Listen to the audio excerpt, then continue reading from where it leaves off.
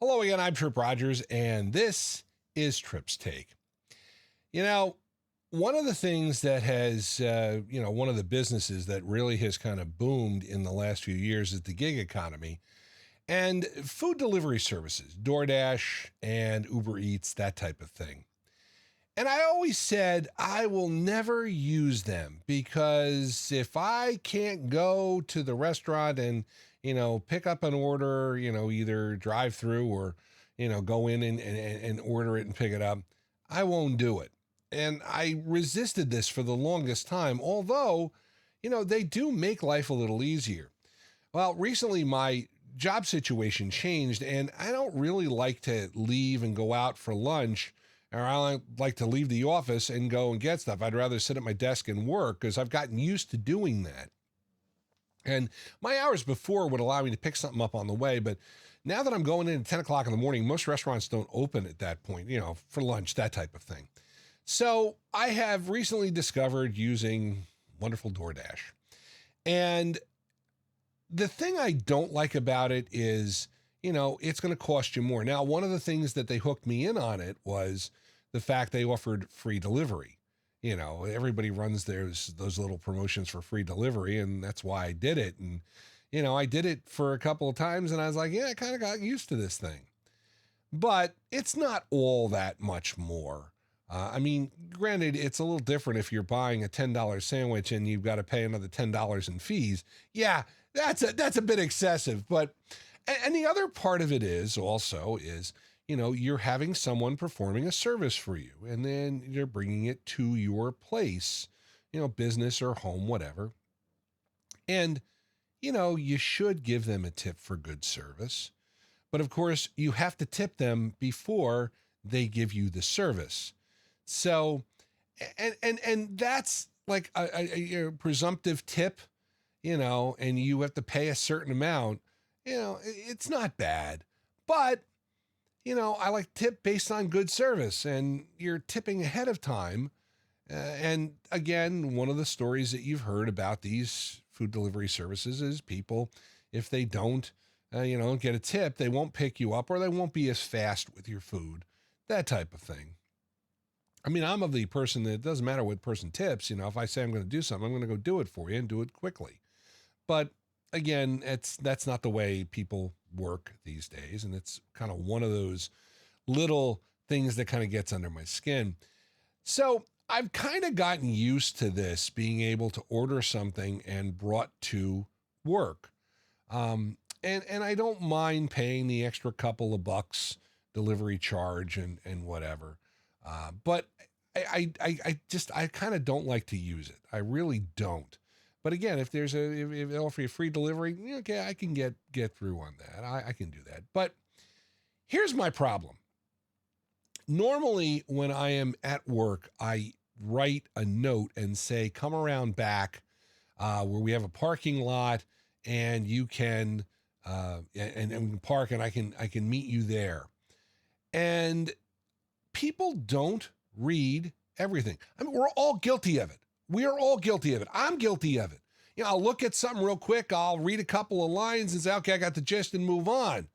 Not realizing that there's more in there that needs to be said.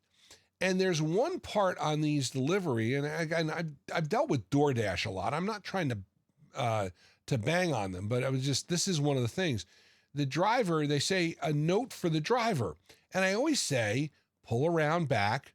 The business is located on the corner of this street and this street. I said, pull around back off of one street.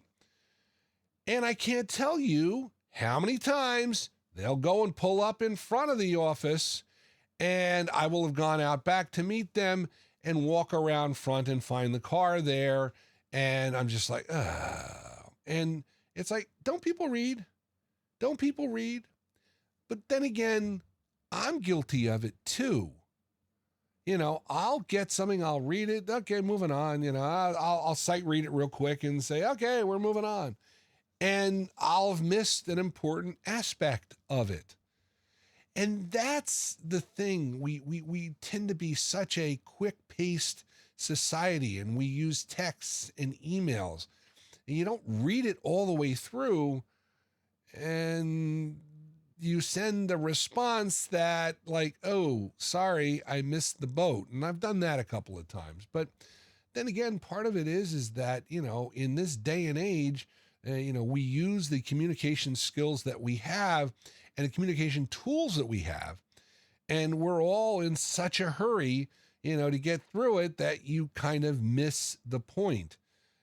Got to go back to being slower, being more methodical, and reading it. Again, it's a lesson that I need to learn, I need to remember, and I kind of hope other people remember. And it's why the point of this talk. But I go back to my original point about, using DoorDash and Uber Eats and stuff. And I was like, yeah, we've used, restaurant pizza delivery services. I mean, let's be realistic. I mean, some businesses are built on delivery, but it is one of those things that it's not a bad thing. And for people who can't do it, I think it's a godsend. But I don't know necessarily if I embrace it as such. I embrace it because of my situation, not necessarily because it's available, not because it's something I want to do. I remember when my brother-in-law, Kenny, said, hey, what's the deal with DoorDash and Uber Eats? And I said, well, you can put it on your phone and you can order stuff and they'll come and bring it to you. Now, there's a positive and a negative to it. You got to pay for it. It's a little extra charge, but it will get you stuff and it will allow you, of course, to order something from a restaurant or, a fast food place and it'll bring it to you if you can't get out of the house. And at the time he was housebound, so it wasn't a bad thing. And as I said, I've been forced into a circumstance of using it. It's not the worst thing in the world, but again, my feeling is if I can't go out and get it myself, I don't necessarily think I want to depend on somebody to deliver my food. And it's not a phobia type thing. I don't think they're going to do something to it. Or, you heard the stories of, Uber drivers or DoorDash drivers who eat some French fries, that kind of thing. Now they seal the packages, so it shouldn't happen. I'm not that, it's not that bad, but it's just, do I really want to pay the extra couple of bucks for it when I could just go and zip over myself and zip back? I mean, again, I'm a creature of habit. I don't necessarily like to, once I get to work, I don't like to leave work till I'm finished with work. I don't know what that is, but sometimes it's just a little easier to hit DoorDash and have them bring you something to eat rather than going out and getting it. But then again, going out and getting it might not be a bad idea because I get off my butt and I would get some exercise, right? That's the reason why we're walking every night, so we can get some exercise. And that is Tripp's Take for February 22nd, 2024. Love to hear your comments and questions about my podcast. Just email trippstake@gmail.com.